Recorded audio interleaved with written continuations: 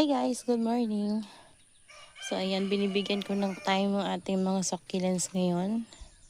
Yan, niligo ko sila guys para naman ma-refresh sila at mawala yung mga alikabok kasi sobrang alikabok na talaga ngayon. Grabe yung init maghapon kaya kailangan talaga ay magdidilig tayo palagi. So ngayon ang ginawa ko ay spray lang kasi last time naman ay nagbuhos ako. So spray lang muna guys. Yan, para malinisan lang yung kanilang mga rosettes sa alikabok.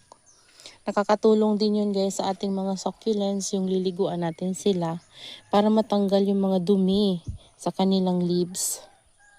Yan. Nakakatulong yun sa kanila guys para lalo silang gumanda. Maganda yung growth.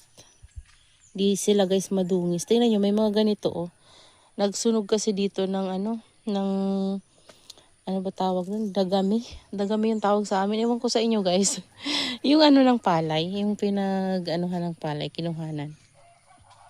Lumilipad yung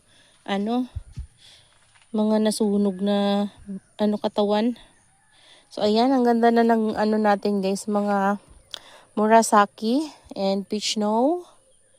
Ayan. Grabe guys. Ang lago na nila. Tas dito meron tayong mga leaf propagation. Meron pa tayo ditong leaf propagation. Tinabi-tabi ko lang guys. Ayan o. Si ghost plant. Ayan. Galing siya dito sa ghost plant ko. Tapos dito may mga leaf propagation ako na pink puppet. Ayan guys. Oh, ang bilis lang talaga guys. Padamihin ng pink puppet. Ayan. So last time nakapag-share ako sa inyo. Para sa mga beginners na nanonood sa atin. Diba nakapag-share ako sa inyo ng 7 succulents na madaling alagaan dito sa lowland. So, ayan. Next time, mag-share ako ulit sa inyo ng karagdagang succulents na madaling alagaan dito sa lowland. Kasi, para maka-help din sa inyo guys. Ayan. Nagdilig ako at nagbunot na rin guys ng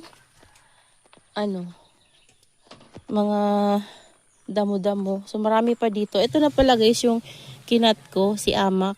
Tinanim ko na siya at nadiligan ko na rin. At ito yung habit na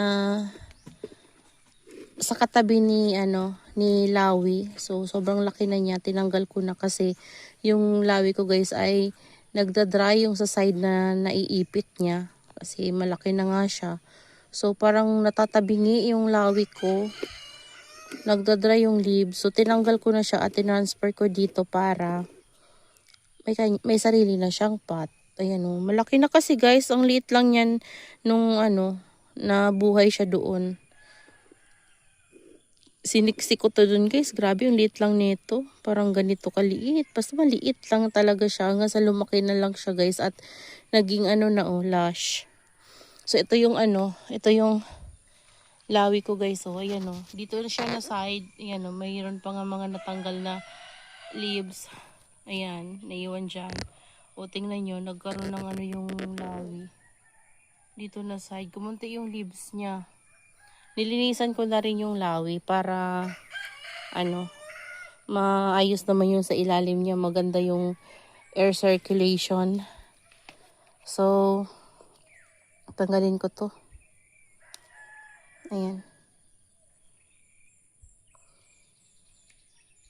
Ayan sila guys. Ayan yung mga succulents natin. Nainitan sila ngayon. 7 AM guys. Ganyan yung natatanggap nilang sunlight. Ito. Tingnan nyo guys itong na to. Ganda. Inuud nga lang to guys. Merong nagngat-ngat na uod. Inayaan ko na lang. Ayan o. Marami siyang nakain. Pero wala na. Baka naging butterfly na yun. Buti hindi niya inubos. Ayan, ang ganda nila guys sa umaga. Grabe. Oh. 'Di ba? Ganda. Ayan. So yan guys, bigyan ko lang kayo ng konting update dito sa ating mga succulents. Ayan, kung magpo-propagate kayo guys, konting tips lang. Para hindi kayo mainip habang nagpo-propagate kayo. sa leaves. Yan, sa leaves. Habang nagka-cuttings kayo, nagpo-propagate kayo through leaves, ilagay nyo lang sa ilalim ng pot ng inyong mga succulents. Kagaya nito guys, oh, tingnan nyo. Ayan, oh. Yan, oh, nabubuhay na lang sila ng kusa, 'di ba? Tapos pag malaki na sila, saka nyo sila i-transplant or hayaan nyo na lang sila na lumaki dyan. So, ganun guys yung ginagawa ko para hindi ako maiinip. So, bukod sa mga pinopropagate ko ng sarili talagang pot, yun talaga guys, nilalagay ko sila. Tas neglected lang. Hayaan nyo lang para hindi kayo mainip sa pag-aantay. Kasi kung aantayin nyo, yun lang lagi nyong pinapansin. Mainip talaga kayo sa sa pag-aantay at pag-aantay sa kanila para lumaki sila. So, kagaya dito, i-share ko sa inyo guys yung mga leaf propagation na meron ako dito. Ayan o. Yan. Karamihan dito guys ay mga leaf propagation. Ayan. Dahil nasira ito nung bagyo. Bagyong 1 dati. Nasira to guys. Sobrang nito, taba nito. Yung mga leaves, ayan, kasi karamihan dito guys na bulok kasi natanggal nga yung bubong ng greenhouse at nasobrahan talaga sila sa tubig. Kasi laging maulan, after din ng bagyo, palagi pa ring maulan. So, nababad talaga sila guys sa tubig. So, kahit yung mga leaves na natanggal ay nabulok. So, nung naibalik yung UV plastic guys, ang ginawa ko, nung medyo lumago-lago na ulit yung mga natira, tinatanggal ko lang yung mga lower leaves nila at hinuhulog ko dyan. So, yan yung mga lower leaves na mga hinulog ko. Ayan, pati dito sa ibang pot naglagay ako guys. So, tingnan nyo. Oh. Ayan, ito ay pot ni, ni Peach Snow. Tingnan nyo, naglagay ako ng leaves ng dyan, ng ghost plant. Mabilis lang din naman paramihin si ghost plant at mabait siya. Kahit dito guys, meron pa oh. Ayan. So, mapapansin nyo, yung mga maliliit na yan guys sa ilalim, lahat yan ay nanggaling lang din sa mga succulents natin. Yung kagaya dito. Kunyari ito. O, diba? Ganyan. Gusto nyong mag-propagate. Kahit yung maliliit na leaves na yan guys, ilagay nyo lang yan dyan. Nabubuhay. Merong nalulusaw kasi syempre dinidilig natin tong mother plant. Pero karamihan sa kanila guys, nasasanay na lang sila sa sa pwesto nila. Yan. So, ang nangyayari, nabubuhay sila. Ayan, tingnan nyo. Marami tayong mga leaf propagation. Tapos kapag ganyan na, wala na silang mga leaves, guys. Kailangan na din talaga nila yung dilig-dilig. Kasi gusto ng mga babies or yung mga leaf propagation na ganito, yung mga bagong tubo, yung kapag tuyo na sila, talagang didiligin mo agad, guys, para mas mabilis silang lumaki. Ayan. Dito, meron tayong leaf propagation. Ito guys, galing sa Black Prince. Ayan. Matagal na to. Galing nga ito sa pinakauna kong variegated na Black Prince. Pero, meron nga tong guys, meron nga tong variegated dito na tumubo. Tapos nawala na lang siya nung lumaki na. So, dito na area niya, nagugustuhan. Ayan. Ito, meron pa tayong isa, oh. Ito si Rumba to guys. Ayan, oh. Hindi ko pa sila na ta-transfer sa panibagong pot. So, yun guys, inahayaan ko lang talaga sila. Hayaan nyo lang guys, huwag nyong papansinin para hindi kayo mainip. Kasi kung papansinin nyo talaga guys, maiinip kayo kung lagi yung tinitingnan-tingnan. Ayan, so, mapapansin nyo na lang yan guys, malalaki na sila. Ayan, so, matutuwa kayo kasi parang ang bilis lang kasi hindi nyo sila pinapansin. Ayan, ang dami-dami nating mga leaf propagation na hinulog lang dyan. Ayan, meron naman nga ako ditong hinulog na Black Prince. Ayan, oh. Kita nyo ba? Ayan, oh. Hayaan ko lang yan dyan hanggang sa lumaki. Tapos, ayan. Nandito yung mga leaf propagation ko guys. So, ayan, oh. Mayroon tayo dito mga leaf propagation from Black Prince. Yung Black Prince ko na namulaklak, kinuhanan ko ng mga leaves. Ayan, lower leaves para may propagate. Kasi nga, syempre, may possible na mamatay siya. At panibagong plant na naman. So, nagtry akong kuhanan siya ng mga leaves para i-propagate. So, ito na sila guys. Ayan o. Diba? Ito meron tayo dito mga leaf propagation. Galing naman to guys sa ating Purple Delight din. Halo-halo. Purple Delight, Peach Snow, tsaka Murasaki. So, naano sila dito na babasa sa ilalim kapag nagdidilig ako. Pero okay lang oh. Kapag na ganyan sila guys, tanggalin nyo lang. Ayan. Pero mas mabilis tumubo yung ano nila, yung babies nila kapag meron talagang mother plant. Pero wala tayong magagawa kapag na ganyan na sila. Hayaan nyo lang guys. Ayan o, tingnan nyo. Pusa na lang natatanggal. Nababaliko na. 'Di ba? So ganun guys yung ginagawa ko. Hindi ko sila masyadong pinapansin kasi kapag papansin niyo lagi, yun yung ano, parang nag-iinarte din sila guys. Ayaw talaga nila ng bini-baby sila. So, hindi din pwedeng neglected sila. Kasi, hindi natin maagapan kung may problema pa na nangyayari or nagkakasakit sila. So, hindi natin maagapan.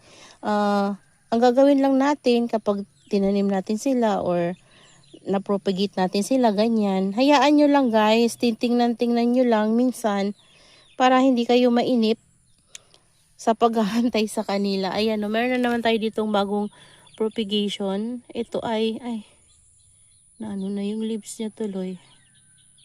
Uy. Ano to guys, si missing you.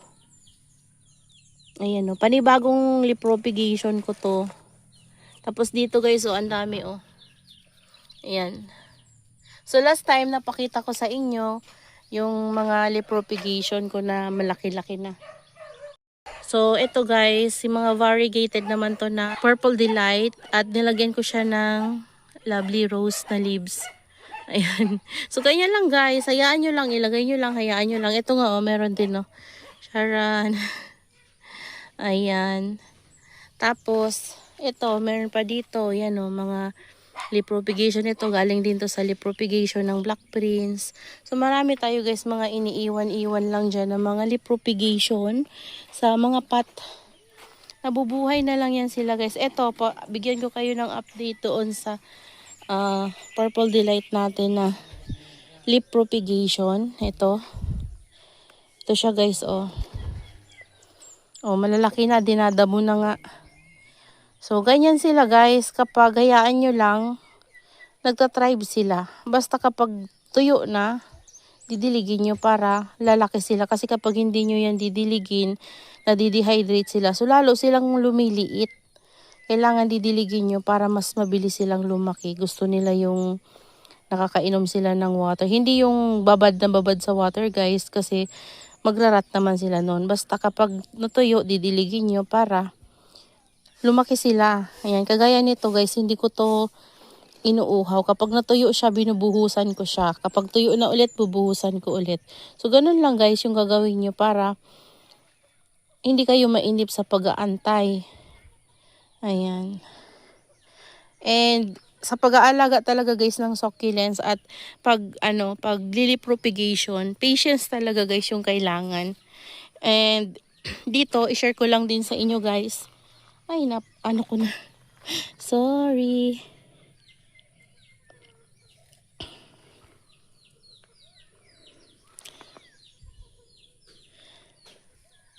Dito guys, i-share ko din sa inyo guys yung mga sa natin, pinropagate natin ng mga cuttings. Ito ay yung nasa electric fan. Ayan, dito meron na naman nga akong leaf propagation. Hinulog lang guys. Tingnan nyo. Si Aaron P naman ito. So, ayan guys, ito mga cuttings and meron din mga leaf propagation ako mga hinuhulog dyan. Ayan mga Purple Delight. Para mas mapuno itong pot, ganun yung ginagawa ko guys. Tinatanggalan ko sila ng lower leaves, tapos pinopropagate. Ito guys yung nasa natin, big pot natin. Ito yung DIY electric fan planter ko. So, ito naman yung maliit. Ayan tingnan nyo guys, diba? Ang lalago na nila. So, ito, yung mga Chloe natin, kinuhanan ko sila ng mga leaves at nilaglag ko lang dyan. Ayan, may mga tubo na. Pero meron ding namatay. Ayan, pero okay lang yun guys. Importante, may nabubuhay. Ayan. So, mabait lang din naman to guys si Chloe. Kahit ikat yun ng ikat to. Ayan Ito kasi, nasira yung mga leaves niya nung nauulanan kasi to guys doon sa napaglalagyan ko. So ngayon, ngayong tag-init, magandang mag-leaf propagation guys. Kasi mabilis silang mabuhay talaga at hindi sila mararat kasi yung lupa. Ayan guys, share ko lang sa inyo yung mga leaf propagations natin ng mga succulents. Ayan, ito galing to guys sa leaf propagation kasi yung mother nito namatay na sa ulanan. Ayan, kasi dati grabe talaga guys kapag umulan dito, grabe guys yung ulan, parang ayaw na tumigil. Kaya yung mga succulents talaga dito, maganda kung may greenhouse. Ayan. So, ito ay si RZ. Yan, nabuhay na lang yan siya guys, galing sa leaves. So, nilagay ko dyan para kapag umulan ng umulan guys, hindi siya masisira na. So, dinidilig-dilig ko na lang. Pero, carry naman guys ni RZ yung ROS. Basta yung pot nyo ay maliit lang. Malaki kasi guys yung mga ginagamit kong pot sa aking mga succulents. Yan, kung mapapansin nyo naman, di ba ang lalaki? Yan, lalo na yung mga nandito natin. O kung ilalagay natin to guys sa sa ulanan, hindi nila kakayanin yung dire-diretsong ulan. Kunyari 1 week na dire-diretso yung ulan, hindi nila kakayanin. Pati itong ating mga Echeveria succulents, hindi nila kakayanin yung ganong ulan kung dire-diretso talaga. Kaya kailangan talaga ng succulents natin yung mayroon tayong greenhouse. Or kahit na wala tayong greenhouse, basta guys, meron silang bubong kapag umuulan, lalagyan nyo sila guys. Okay lang kung tag-init, kahit net lang guys yung ilagay nyo, carry nila yan. Pero kapag tag-ulan, importante na maglagay tayo ng bubong para hindi tayo guys mahirapan. At yung gagamitin natin ay yung transparent, yung ganito, UV plastic. Basta kahit na anong plastic, basta transparent guys. Wag yung madilim kasi nag-i-attenuate yung mga succulents natin kapag madilim. So dapat transparent para kapag uminit or kumulimlima, mayroon pa rin sila guys bright light na natatanggap. So importante sa mga succulents natin yung maliwanag na area talaga guys. At syempre yung init. So kung walang init, basta transparent yung bubong natin, meron pa rin silang natatanggap na liwanag, di ba? Kasi kung gagamit tayo ng ng bubong na madilim or kunyari, di ba, trapal ganyan. So wala silang bright light na natatanggap. So mangyayari niyan guys, yung mga heads ng inyong mga succulents ay ay humahaba. So, nagiging leggy sila, pumapangit. Kasi yung mga pagitan ng mga leaves na yan, guys, ay, may mga distansya na. Ayan, kung nyari, parang yung nagtanim lang tayo, guys, ng pechay, tas nilagay natin sa malilim na area. Ang nangyayari, di ba parang leggy din siya. Ang nangyayari nun, magkakahiwalay din yung leaves. Patangkad siya, mapayat, pero magkakahiwalay yung leaves. Di ba ganun yung itsura? Ganun din sa ating mga succulents. So, yun lang guys. Sana ay may natutunan kayo. Maraming salamat po sa inyong panunood. And that's all for today. Bye!